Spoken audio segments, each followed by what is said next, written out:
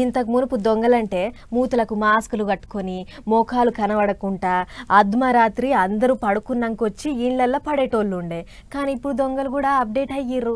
కదర్ బట్టలు వేసుకొని కార్లు వస్తుర్రు, పని కానిచ్చుకొని అవతల పడుతుర్రు. ఏంది చెప్తే నమ్మబుద్ధి అయితే లేదా? అయితే ఇగో గి వార్త చూడరు, మీకే తెలుస్తుంది. రైట్, కదర్ బట్టలు వేసుకొని కార్లలో వచ్చి ఆవులను ఎత్తుకపోతున్నారు దొంగలు. ఏడేడ ఆవులున్నాయో పొద్దంతా తిరిగి చూసుడు, అందరు వండుకున్నాక అర్ధరాత్రి పెద్ద పెద్ద కార్లు వేసుకొని వచ్చుడు, రోడ్డుకు పక్క పొంటి వండుకున్న ఆవులకు మత్తు సూదులేసుడు, అటెంక ఇగో ఇట్లా కార్లలో మెలుక్కొని అవతల పడు.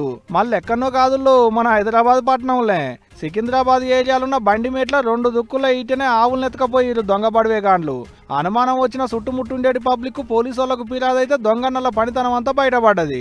అగదూడూరి ఖరీదైన కార్లు, కద్దరు బట్టలు, ఏం తెలవని ఎటిపూస లెక్కనే కారు వేసుకొని వచ్చుడు, పండుకున్న ఆవులకు సూదులేసుడు, మత్తొచ్చి అడ్డం పడంగానే లేపి కారు డిక్కిలా మెలుక్కునుడు, కార్లు వేసుకొని అవతల పడు. మనోళ్ళ పనితనం అంతా బుడ్డ కెమెరాలలో రికార్డ్ అయ్యేటాలకు కేసులు రాసుకొని పట్టుకునేటి పనిలో పడ్డారు పోలీసు వాళ్ళు. మరి గావిటిని ఎత్తుకపోయి ఏ కట్టుకొని కమ్ముతారో ఏమో గిట్టుంది దొంగనల్ల పనితనం. ఇండ్ల పడి సొమ్ములు ఎత్తుకపోతే కేసులు కడతారు, ఎట్టున్న పోలీసు వాళ్ళు దొరకబడతారు, దొరికినాక ఈ సాగు చేస్తారు. గిట్ట రోడ్డు మీద బతికేటి పశువులకైతే దిక్కుమొక్కు ఉండదు అనుకున్నట్టు కావచ్చు. అందుకనే కదర్ బట్టలల్లో కార్లు వేసుకొని వస్తున్నారు ఎవరికి అనుమానం రాకుండా.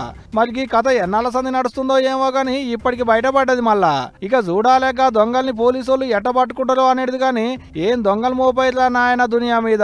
ఆఖరికి రోడ్ల మీద బతికేటి పశువులు కూడా ఇడవట్లేదు. మీ కండ్లల్లో కారం కొట్ట అని మస్తు తిట్టిపోస్తున్నారు ఈ ముచ్చటలకైనా పట్నం పబ్లిక్.